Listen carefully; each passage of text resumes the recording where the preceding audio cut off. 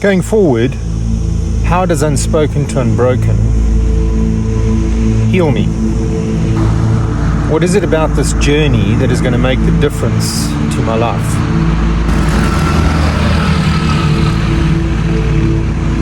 And why now will I not make the same mistakes? So I'm sitting here on the side of the road. I've got about 80 odd kilometers to go to get to Agadir. I've just climbed this hill and I got to the top and I thought, maybe this is a good spot. Maybe this is a good place to think about the road ahead. To think about how and what am I going to do to make this journey purposeful. So before I start, I want to just show you, I have come from way back in the distance where the view gets blurry. I mean, it goes right to the horizon. It's a little bit like my life. It's all the way back 43, 44 years. For most people, the horizon is blurry. For me, it's crystal clear. And if you can see, I don't know if you'll see it in this video, but there's a windy road that I've followed all the way up, right from the bottom, right up to the top of this hill to get to where I am now. And I thought it's a little bit of a metaphor as to where I am in my life and possibly where I'm going. As I sit here and I look at the road ahead, my assumption is that it's downhill on the other side. That I'm going to pick up speed and momentum and the cool, fresh air is going to blow through and cool me down, and it's going to be an amazing ride all the way down to the coast. Now, I know from the last 40 odd years of going through my struggles, that's never the case. You might cruise for a little bit, there might be a bit of a downhill rush, there's always an uphill on the other side. I do look forward to the downhills though. So I'm going to warn you, going forward, not necessarily in today's video, going forward, some of the things I'm going to share are going to be dark, sordid, a bit uncomfortable for me and possibly for you to listen to. And it's something that I've been tussling with for a while, because I often wonder, how much do I need to share? How much do I need to tell people? How much do I need to share about my past?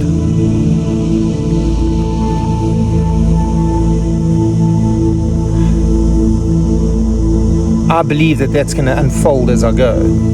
And the depth of what I share and the detail of what I share will develop.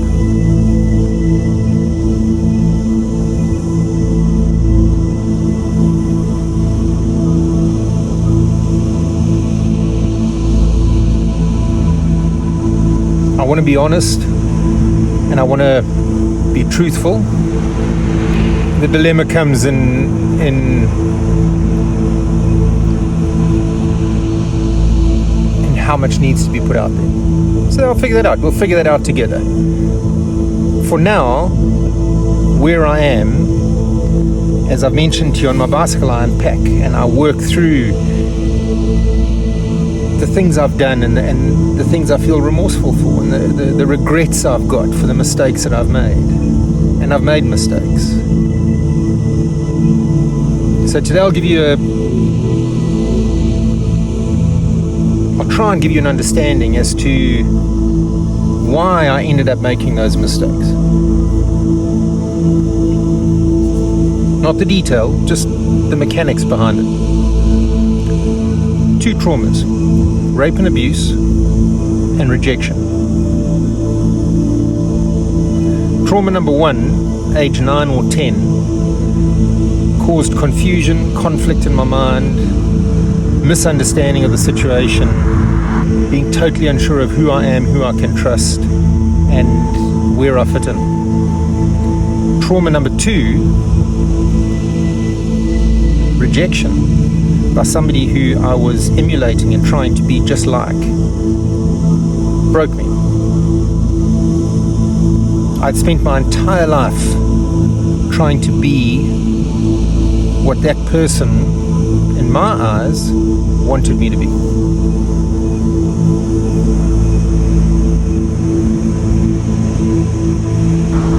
In some ways, and it sounds really strange, I almost feel like my second trauma, the rejection, caused more damage for me than the first trauma. But we'll never know.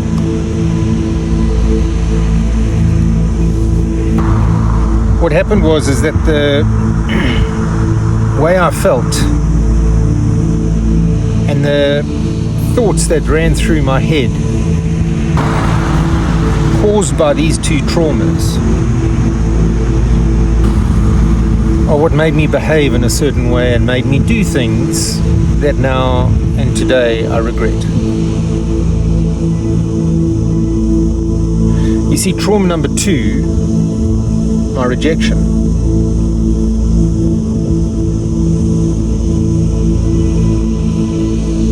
is what made me feel useless, made me feel like I was just not good enough.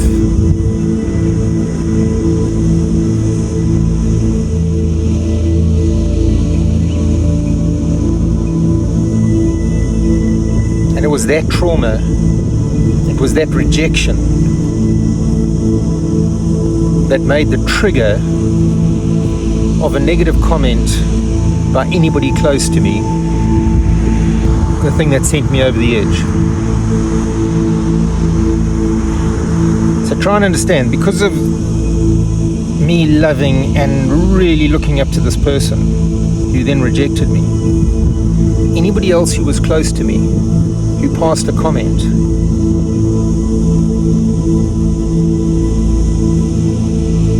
and yes, it was taken out of context, yes, it only affected me, that comment was not necessarily a bad comment. It had an effect on me, and because nobody knew what was going on inside me, they may have thought it was a positive comment. They may have thought it was there to drive me harder and push me harder and make me go and achieve something. For me, it reinforced the fact that I was useless. It reinforced the fact that nobody respected me. It reinforced the fact in my mind that some of the people that loved me, did they really love me? Now remember, this was in my mind. I'm not saying it was the truth. That's why it was a trigger. That was my interpretation. And I struggled with that. I really, really struggled with that. My first thought of suicide was after trauma number 2. When I experienced that massive rejection. I felt like I was a waste of space. I felt that everything I had done and everything I had put into my life to that point meant nothing. Then bring in trauma number 1. Trauma number 1 never left me. Being raped and abused as a child never left me.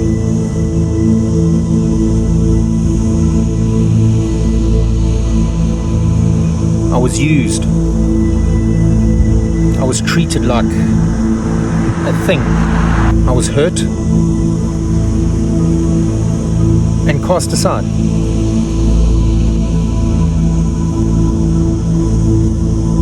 In my mind, that individual had a total lack of respect for me.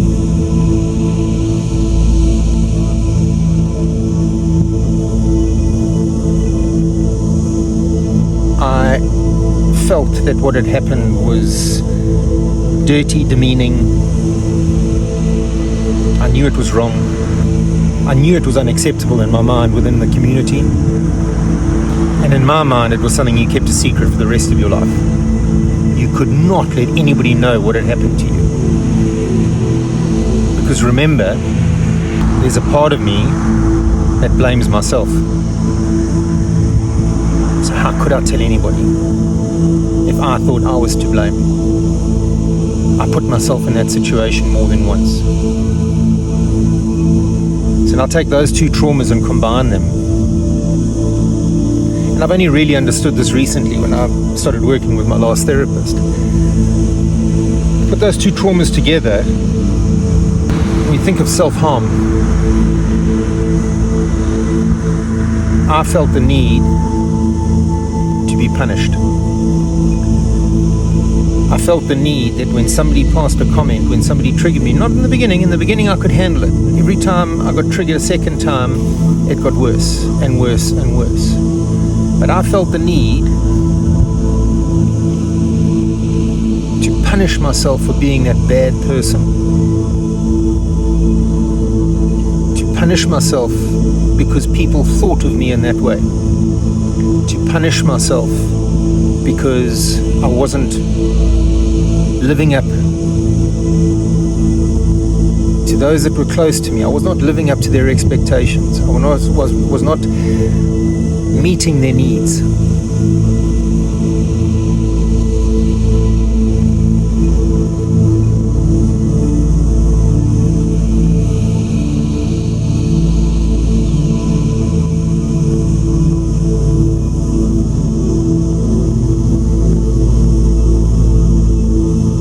So as my life moved on and as I got older, so my need to be punished increased, and so my need to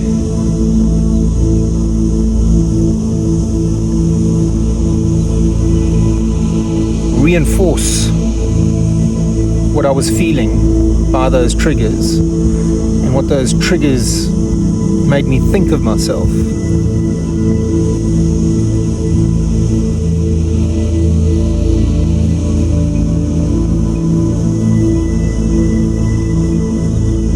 I punished myself over and over and over again. I've since learned that what I've actually been doing, I've actually been creating trauma upon trauma upon trauma throughout my life. I've been putting myself into situations where I was out of control.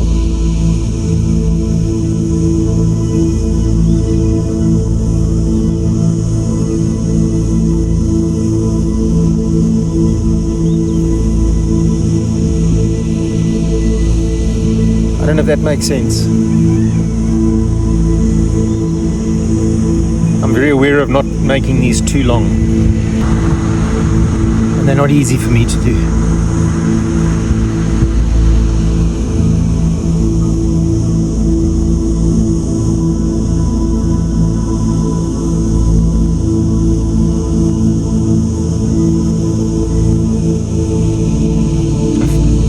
I find that they expose me, and that they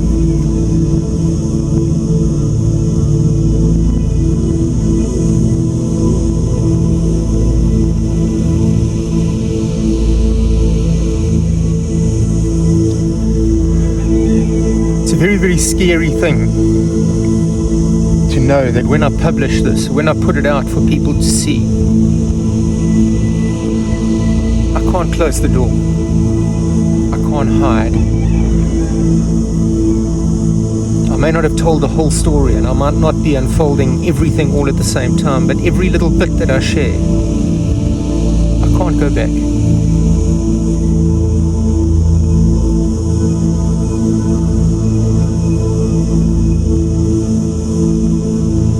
I think that's why this journey is so important for me. It is forcing me to move forward. It is forcing me at every stage, every time I tell a little bit more,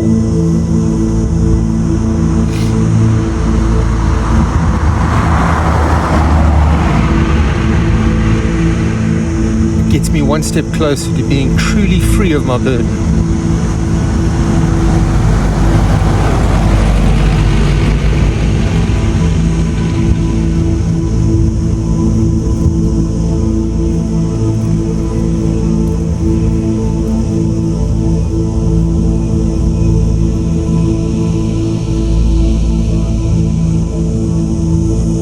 thought that's what I would do today. I'd try and give you an idea. I think something that's very often not covered is you have the trauma, you have the incident. Whatever your trauma is, you have that incident. And often it can be done in a flash. It's a one-day event, a one-time event, and it's over. For me, that wasn't the issue.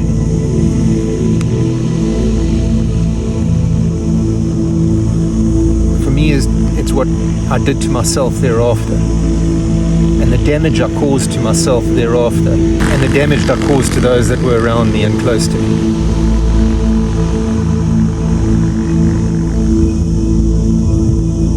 You can deal with the trauma.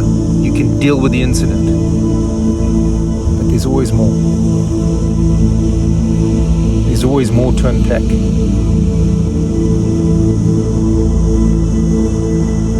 So, I'm going to continue unpacking. I'm going to continue sharing.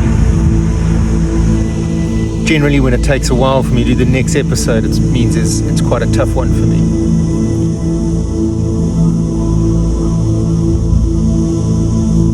I love the engagement. I love the interaction I'm receiving. I love the support I'm getting. You have no idea how helpful that is. So please don't stop.